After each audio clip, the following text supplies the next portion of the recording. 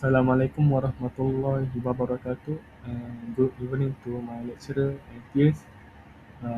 We are from Group Petrone and we are here to present our project well completion. So the first part is well data. We obtain our well data from our lecturer. So these are the well objectives. The type of well is producer. Our flow target is oil and the horizontal distance is 101 meter. So we are given the reservoir data and field properties, and we found out that well type, our well is Mike Isabel, and we are given the simulated well logs and the pressure window. Firstly, this is the casing setting part. So from the well data that we obtain, uh, we able to determine the type of casing that we need to use. So from the calculation, we determine that the PSI for diffusion stick limit doesn't bypass 2200, so we do not need intermediate. So this is the type of casing that we pick at the table, and this is the grade that we pick. Next, for the conductor casing burst and collapse design at 800 feet, we are using H40 grade as shown on the graphs with a 1.1 safety factor. Our maximum design loss fell well below the H40 capacity limits of 1530 psi for burst and 520 psi for collapse. So this is very secure. We applied a similar approach to the surface casing down to 9,350 feet, selecting the 13.38-inch S95 casing. This graph clearly shows that our entire burst and collapse design loss profiles remain far below the S95 maximum limits of 7,770 psi and 6,240 psi, but integrity for both sections are fully guaranteed. So moving on to the calculation of casing setting. Uh, First things to note, the conductor casing is set at a depth of 800 feet, while as for surface casing is set at depth of 9,350 feet. Uh, for production casing, we have to calculate the kickoff point at 9,850 feet first. So from there, the length of the weighted point is around 3,838.5 feet. So production casing is set at 13,188.5 feet. So moving on to the cementing program. So firstly is the slurry design. Our well use the two slurry system. They entail to balance formation protection with high strength at the bottom where the horizon located. So for lead slurry, it is used for the conductor casing and the upper section of the deeper casing strings because the formation, shallow formation, weak. So we only need to provide lighter weight slurry that still provide a reliable seal.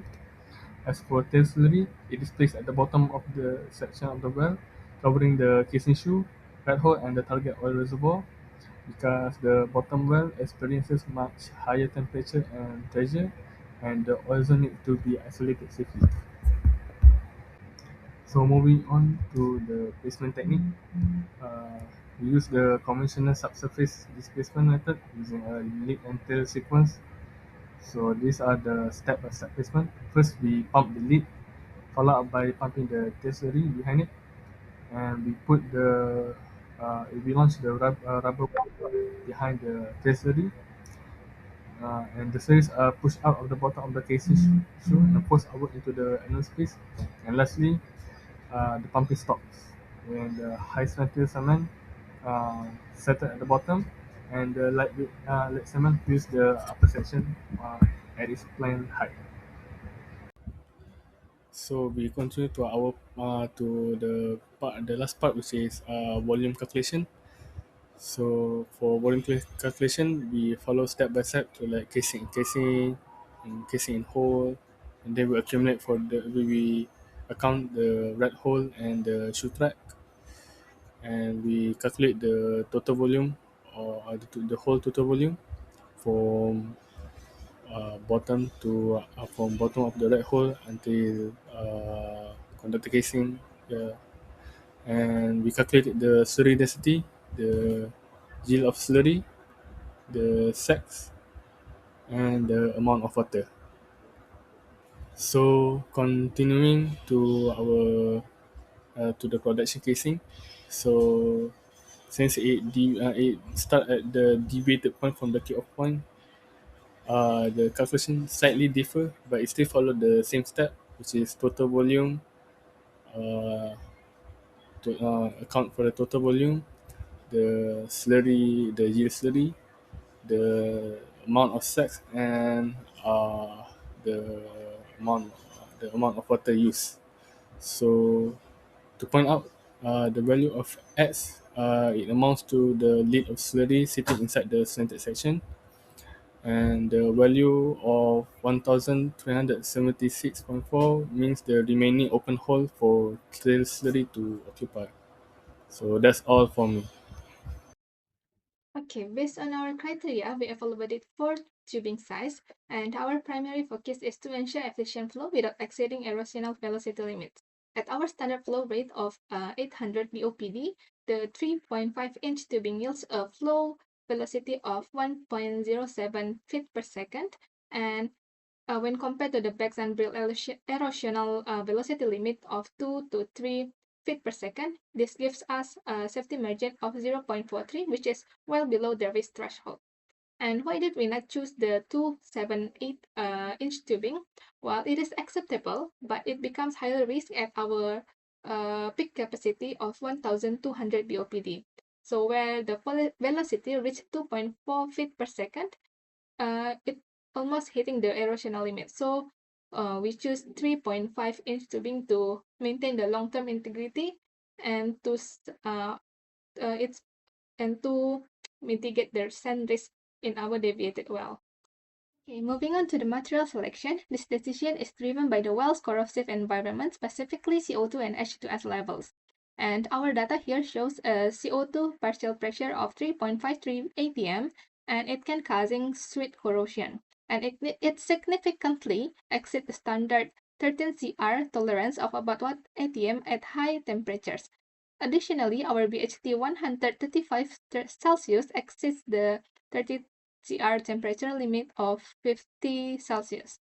Looking at the justification chart here, our specification well conditioned placed us squarely in the super 13 CR zone. So we decided against upgrading to higher corrosion resistant alloys because our H2S pressure is still relatively low, which is 0.00655 atm. So using a higher grade material will not be economical or offers no significant technical advantage. Finally, let's look at our packer configuration. We set the permanent hydraulic packer at 3,200 meters TVD, which is 227 meters above the perforation. This spacing accommodates blast joints and logging, stabilize the pressure gradient, and it also allows safely for walkover kill fluids. With 10,000 psi against 2,708 psi differential pressure, we maintain a solid safety factor of 3.69.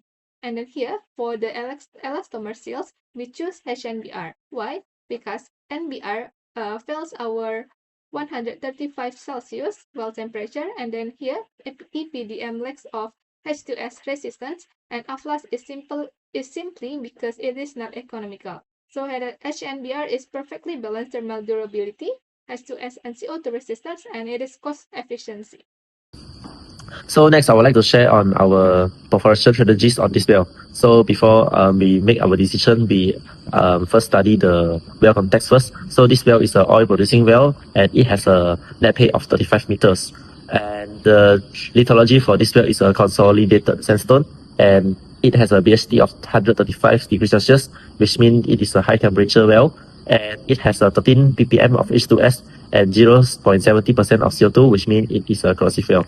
So for our depth selections, we interpret it through the logging data. So from what we have learned through our formation evaluation class, when the gamma ray value is low and the resistivity value is high, it means that it's an oil bearing zone, which means that we will perforate that zone. And when the gamma ray value is high and the resistivity is low, it may not be a potential hydrocarbon zone, so we will not perforate that zone. So from our logging data that is given for this well, we will choose to perforate 3,435 to 3,450 meters as our pay zone, and we also perforate 3,456 to 3,472 meters as our main pay zone because it shows a higher resistivity and a lower porosity, which means that it may be a more potential hydrocarbon zone. For the perforation method, we are going to use ITCP. We use ITCP because this well is a high temperature well and it's a deep well. For ITCP, it is suitable for deep well and high temperature well. So we believe that ITCP is really suitable for this well. And also for the perforators, we will use sharp charge perforators because sharp charge perforators is suitable for high temperature and deep well. Yeah. And it has a high explosive which can maximize our production.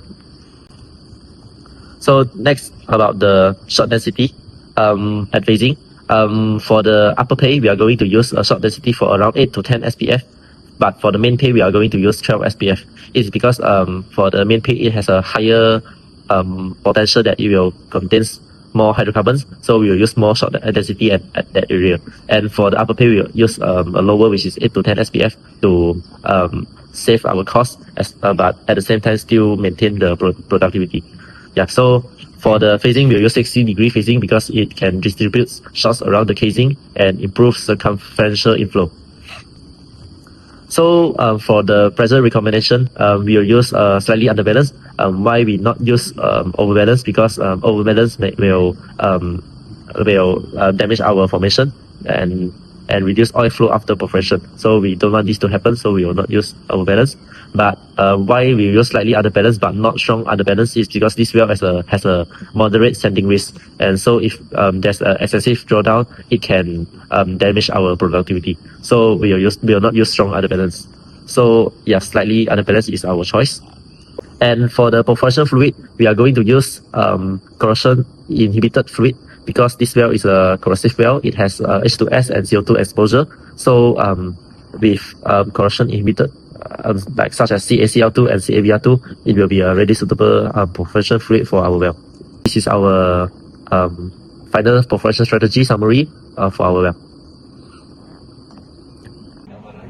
Good day everyone. So my presentation is about the selected downhole tools for our well completion design. I will explain each selected tools and why it is suitable for this well. So the proposed design is a single tubing completion using 3.5-inch production tubing, a hydraulic set production packer, and a downhole safety valve system, circulation equipment, landing nipples, and also a mule shoe guide. So this design is selected because the well has a long horizontal displacement, high temperature, and also mildly sour produced fluid. Therefore, the completion must provide safe production, reliable flow control, and also convenient access for future intervention. The first selected tool is the double pin sub. It is installed at the top of the completion string to connect the uppermost tubing joint to the tubing hanger. It must have the same drift diameter, and thread type as the production tubing. The main flow conduit is a 3.5-inch production tubing string. This size is provisionally preferred because it is larger internal diameter, provide better flow capacity and easier through tubing access compared with smaller tubing. The premium gas tight connection are also recommended because the produced fluid contain hydrogen sulfide and also carbon dioxide. Pump joints are included to provide accurate space out. They allow important equipment such as the safety valve, sliding side door, and production packer to be positioned at the required depth. Heavy wall flow couplings are installed above and below the TRSV and other significant restriction.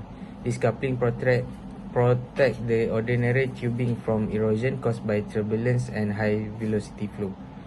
The tubing retrievable safety valve or TRSV is selected as the primary downhole emergency shut-in barrier. It is operated from the surface through a hydraulic control line and can automatically close the well during an emergency. A ball and seat closure is preferred because it is compact and can help clean deposit from the valve seat during closure. A safety valve landing nipple is also recommended as a backup safety option. If the primary TRSV develop a leak, it can be locked open and a wireline retrievable safety valve can be installed in the landing nipple using slick line. This avoids the immediate need to retrieve the entire tubing string. A selective landing nipple is installed in the upper tubing string. It allows a wireline plug or other flow control device to be set inside the tubing. This is useful for the pressure testing, temporary isolation and minor work on the wellhead or Christmas tree. A sliding side door is selected above the production packer. It also provides control communication between the tubing and the annulus for the completion fluid displacement, tubing cleanup, pressure equalization, well killing and future workover operation. During normal production, the sliding side door remain closed. A retrievable single hydraulic set production packer is selected as the sole production packer. It seals the tubing casing annulus and direct all the reservoir fluid into the production tubing. The hydraulic set design is particularly suitable for the deviated and horizontal well because it does not require tubing rotation and can be retrieved together with tubing. Below the packer, a no-go landing nipple is installed to provide a positive depth stop for plug and test tools. It also prevents slickline equipment from travelling below the completion string. Finally, a mule shoe guide is installed at the lower end of the completion. It protects the lower connection and provides a smooth entry that helps slickline tools re-enter the tubing. So, in conclusion, the recommended completion consists of 3.5-inch premium tubing string, a double pin sub, pub joint, a TRSV, flow coupling, a safety valve landing nipple, selective landing nipple, a sliding side door, a retrievable hydraulic set packer, no-go landing nipple and also a mule shoe guide. This arrangement provides a safe production, operational flexibility, tubing protection and easier future intervention while remaining suitable for the well horizontal geometry, high temperature and also corrosive fluid conditions.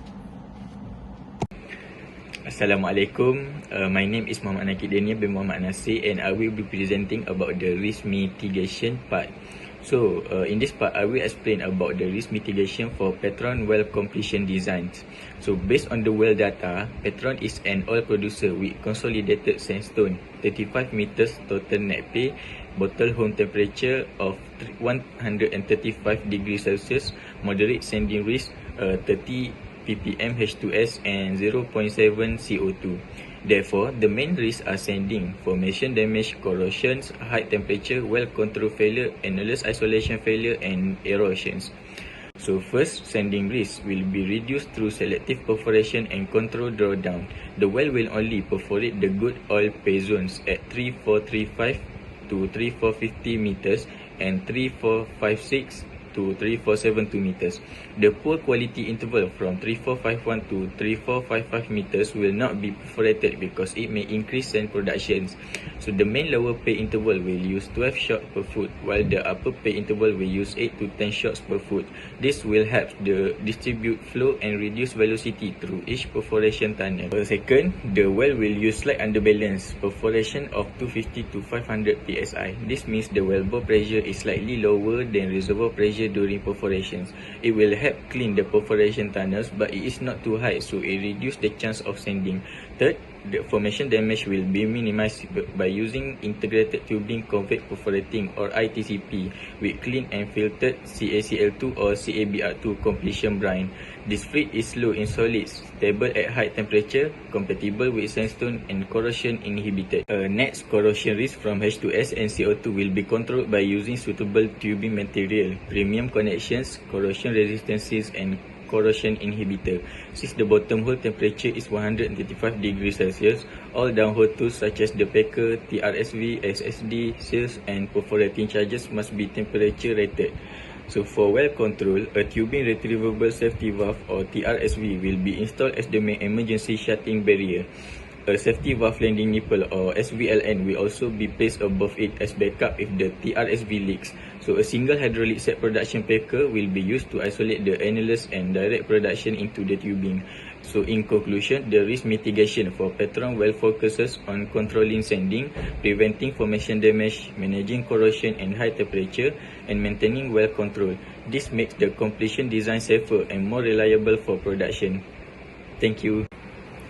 In summary, this project proposed a complete well completion design for the Petrone oil producing well. The selected casing program used H40 conductor casing and 13.38-inch S95 surface casing, while intermediate casing is not required based on the pressure assessment. So for the production casing, 3.5-inch super 13CR tubing was selected because it provides good flow capacity, lower erosion risk and better corrosion resistance. A hydraulic set packer with HNBR elastomers is used to provide annular isolation under high temperature and corrosive conditions. The recommended perforation intervals are 3435 to 3450 meters and 3456 to 3472 meters. ITCP with high temperature shape charges and slight underbalance is proposed to improve flow communications while reducing formation damage and sanding risk. Overall, this design supports safe production, well integrity, corrosion control, sanding mitigations and future well intervention for the Petrone well. That's all from us. Thank you.